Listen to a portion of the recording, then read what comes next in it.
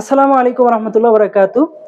দূরে এবং কাছের যে যেখান থেকে আমাদের কথা শুনছেন, ভিডিওটি দেখছেন, সবাইকে আমি আন্তরিক শুভেচ্ছা জানিয়ে শুরু করছি। প্রিয় সুধী, একটি বিষয় আমাদের দৃষ্টিভঙ্গি সঠিক হওয়া দরকার যে আমাদের এই মুসলিম সমাজ, এই সমাজ এই সমাজের প্রতি আমাদের শ্রদ্ধাবোধ থাকা দরকার আছে কি নাই, এবং এই সমাজ টিকিয়ে রাখার পিছনে যে মেহনত এবং যে পন্থায় সমাজ গঠিত হয়েছে তার বিরোধিতা করা কতটুকু যৌক্তিক। তো আমাদের বুদ্ধিজীবীদেরকে দেখবো যে যখন মুসলমানদের সমালোচনা করে আমাদের সাহিত্যিক এবং উপন্যাসিক যারা, বিশেষভাবে বামপন্থী এবং হিন্দুত্ববাদী যারা, তারা যখন আমাদের সমাজের সমালোচনা করে তাদের সাহিত্যে, তাদের রচনায়, তাদের গদ্যে, তখন এই সমাজকে এমনভাবে আঘাত করে এবং আঘাত করে করে সে কথাগুলো বলে যে এই সমাজ যেন একটি বৈরী সমাজ এবং আধুনিক সমাজে এই মুসলিম সমাজের যেন কোনো ভূমিকায় নেই। তো এই বিষয়টা কেন হলো? আসলে সমাজ সম্পর্কে, সমাজ কিভাবে গড়ে উঠলো এই সম্পর্কে ওদের কোনো ধারণা নাই। আপনি কি মনে করেন ইসলাম ধর্মের বয়স যেখানে ১৫০০ বছর হয়নি, যেখানে হিন্দু ধর্মের বয়স ৫,০০০ বছরের মতো, যেখানে ইহুদি ধর্মের বয়স ৫,০০০ ৫,০০০ বছরের মতো, সেই সব পুরনো সমাজের মোকাবেলা করে দ্বীনে ইব্রাহিমের প্রতিষ্ঠা এবং আদম আলাইহিসসালাম থেকে নিয়ে যে আসমানি রিসালাতের বার্তা, ইব্রাহিমী ধর্ম যেটা রিসালাতে মুহাম্মদের সাথে সংযোগ তৈরি করে সারা বিশ্বের পৌত্তলিকতার মোকাবেলা করলো, ফেরাউনি সভ্যতার মোকাবেলা করলো, নমরুদ সভ্যতার মোকাবেলা করলো এবং সকল মুশরিকদের মোকাবেলা করে বিজয় অর্জন করলো।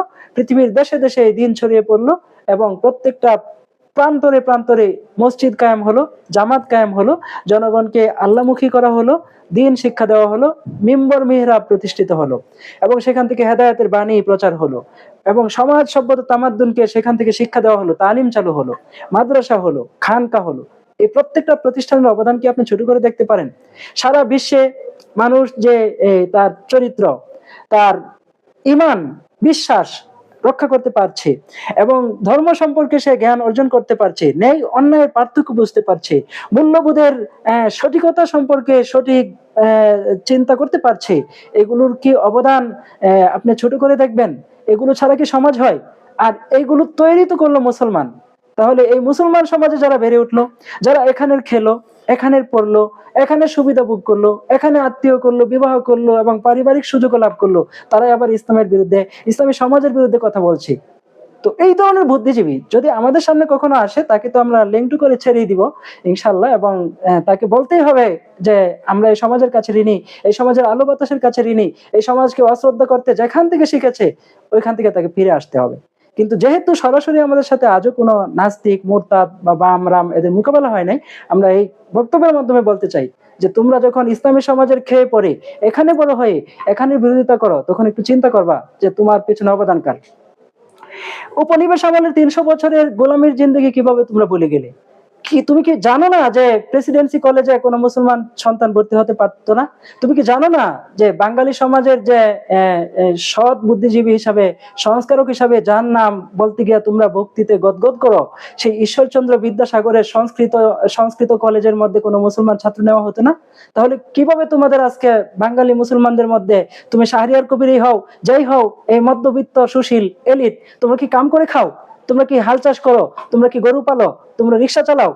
তোমরা যে পায়ের উপর পা তুলে খাচ্ছ, এটা তো এই সমাজের ট্যাক্সের টাকা, এবং তোমরা এখান থেকে সমূহ সুবিধা ভোগ করে এই সমাজকে ধ্বংস করার জন্য কাজ করছো। তোমরা এখানে আগুন লাগাচ্ছ, তোমরা ইঁদুরের মতো এখানে কাটছো, কেটে কেটে আবার তুমি এখান থেকে সমস্ত ধ্বংসলীলা সাধন করে তোমার প্রভুদের আশীর্বাদ কামনার জন্য তোমরা রাত দিন এই সমাজের বিরোধিতা করো, ওলামায়ে কেরামের বিরোধিতা করো, ইসলামী শিক্ষার বিরোধিতা করো, সংস্কৃতির বিরোধিতা করো, আর চোখ বন্ধ করে সব অস্বীকার করে বলো বাঙালি সংস্কৃতি নামে আরেকটি সংস্কৃতি আছে। যদি তাই থাকে, মুসলমান সংস্কৃতির কোনো অবদান নাই থাকে, তাহলে তোমরা কলিকাতার সাথে যুক্ত হলে না কেন? তোমরা আসামে গেলে না কেন? ত্রিপুরাকে তোমাদের কাছে আনতে পারো না কেন? তাহলে আমরা বলবো যে এই মুসলিম সমাজের যে মানুষগুলো আজকে এই সমাজের বিরোধিতা করে, এরা সুস্পষ্ট মীর জাফর এবং গাদ্দার, এবং এরা এই সমাজের দায় অনুভব করে না, এই সমাজের প্রতি এদের ভালোবাসা নাই, এজন্য এদের সমালোচনার মধ্যেও রক্তক্ষরণ ছাড়া আর কিছু দেখি না। তো প্রিয় বন্ধুগণ, এই কাজটাই কিন্তু বিগত 16 বছর হাসিনার আমলে হয়েছে। এই হাসিনা জানতো না কতটা কষ্টের মাধ্যমে এই সমাজ টিকিয়ে রাখা হয়েছিল। 300 বছরের ব্রিটিশ এবং হিন্দু শোষণের মধ্যে এদেশের মানুষ তার অর্থনীতি হারিয়েছে, সভ্যতা হারিয়েছে, কৃষ্টি হারিয়েছে, শিক্ষা প্রতিষ্ঠান ধ্বংস হয়েছে, তার কৃষি ধ্বংস হয়েছে, শিল্প ধ্বংস হয়েছে।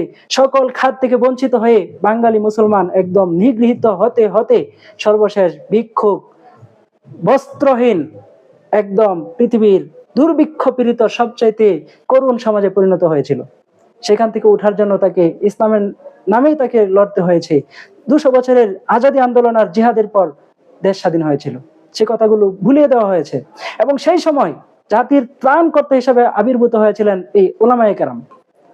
তারা মাদ্রাসা করেছেন, কিন্তু একটি সময় যেদিন পলাশির যুদ্ধ হলো, নবাব সিরাজউদ্দৌলার পতন হলো, একই দিন আমরা দেখতে পেলাম মাদ্রাসার উপর বুলডোজার চালিয়ে দেওয়া হলো এবং বাংলাদেশে 80,000 মাদ্রাসা মাটির সাথে মিশিয়ে দেওয়া হয়েছিল। এবং 1757 থেকে আপনি 1793 সাল, মাত্র 26 বছর 25 বছরের মধ্যে দেখেন কি হয়েছে। এই দেশের যে জমি আজকের বাংলাদেশের চাইতে তখনকার বাংলাদেশের পরিধি ছিল 9 গুণ বড়। সেই বাংলাদেশের 5 ভাগের 1 ভাগ জমি ছিল মসজিদ মাদ্রাসার নামে রেজিস্ট্রি করা। সেই সকল দলিল দস্তাবেজ ব্রিটিশ পুড়িয়ে দিয়েছে, হিন্দু জমিদাররা দখল করেছে এবং বাজেয়াপ্ত আইনের মাধ্যমে লাখেরাত সম্পত্তি একসঙ্গে তারা দখল করে নিয়েছিল এবং মাদ্রাসাগুলো, মসজিদগুলো বিরান করা হয়েছিল। তখন মুসলমানদের পক্ষে কথা বলার কেউ ছিল না। তো যে আলেমরা রাতের পর রাত নির্গম থেকে, দিনের পর দিন অভুক্ত থেকে এই দ্বীনি তালিম প্রচার করেছেন, দাওয়াত প্রচার করেছেন এবং সর্বাত্মক ধর্মীয় আগ্রাসনের হাত থেকে, যেখানে খ্রিস্টান ধর্ম এসেছিল এদেশের মানুষকে ধর্মান্তরিত করার জন্য, হিন্দু সমাজ উঠে পড়ে লেগেছিল এদেশের মানুষকে ঈমান হারা করার জন্য, তখন এই উলামায়ে কেরাম, অনাহারী উলামায়ে কেরাম, একদিকে তারা জিহাদ করেছেন, অন্যদিকে বুদ্ধিবৃত্তিক লড়াইয়ের মাধ্যমে সমাজ রক্ষা করেছিলেন। কিন্তু আমাদের রাজনৈতিক যারা এই কায়েমি স্বার্থবাদী দলগুলো করে, সে আওয়ামী লীগ হোক, বিএনপি হোক, সে কখনোই বুঝতে চায় না এই সমাজ কিভাবে আসলো। আজকে যদি তারা পরাধীন আমলে সমাজ ধরে না রাখতেন, ইসলামী মুসলমানদেরকে টিকিয়ে না রাখতেন, তাহলে বাংলাদেশ হতো কিভাবে, পাকিস্তান হতো কিভাবে, তাহলে তোমরা মন্ত্রী হতে কিভাবে, এলিট হতে কিভাবে, বড় বড় ব্যবসায়ী হতে কিভাবে, ইন্ডাস্ট্রিয়াল শিল্পগুলো দখল করে কিভাবে লুটপাট করতে তোমরা। তাহলে সমস্ত অবদান যাদের, তাদেরকে তোমরা চিনলা না। এভাবে পিতা ভুলে যাওয়া সন্তানের কাজ নয়, কিন্তু তোমরা ভুলে গেছো বলেই আজকে পথ হারিয়েছো। তো প্রিয় বন্ধুগণ, আমি শুধু এটুকুই বলবো যে হাসিনা জানতো না যে এই সমাজ কত কষ্টের পর টিকে ছিল আর কতটা আত্মত্যাগের বিনিময়ে এই সমাজ রক্ষা করা হয়েছিল। এজন্যই সে মোদির আদেশে যেভাবে খুশি সেভাবে সে সমাজ ধ্বংসের কাজ করেছে এবং সেই ধ্বংস সাধনে তৎপর হয়েছিল।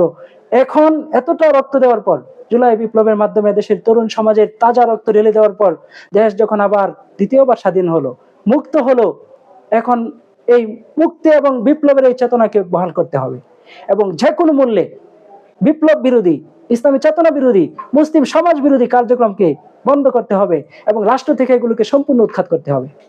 তো আমরা আমাদের সর্বশ্রদ্ধেয় উলামায়ে কেরাম, তাদের সব অবদান আমাদের স্বীকার করতে হবে, এমনকি তাদের মুখের যে ভাষা, সেই ভাষাটাও আমাদের সাহিত্য হওয়া দরকার। কারণ এই ভাষায় লক্ষ লক্ষ মানুষকে তারা মুগ্ধ করেন এবং তাদের মুখের ভাষাটাই বইয়ের ভাষা হওয়া দরকার ছিল, পাঠ্যপুস্তকের ভাষা হওয়ার সাথে সাথে পত্রপত্রিকার ভাষা হওয়া দরকার ছিল। তো ভাষার মধ্যে যেমন রাজনীতি হয়েছে, সংস্কৃতির নামে ভণ্ডামি হয়েছে, তেমনি রাজনীতির নামে হয়েছে লুটপাট। তো আমরা এখান থেকে মুক্তি চাই এবং মুক্তি পাওয়ার জন্য সঠিক চেতনায় আসতে হবে, এই সমাজটাকে হৃদয় দিয়ে বুঝতে হবে। আমি আমার এই কথাগুলো বললাম। প্রিয় বন্ধুগণ, আপনারা আরো বিস্তৃত করে বলার জন্য সময় প্রয়োজন, আপনারা নিজ নিজ জায়গা থেকে এগুলো ব্যাখ্যা করবেন। আসসালামু আলাইকুম রহমতুল্লাহ।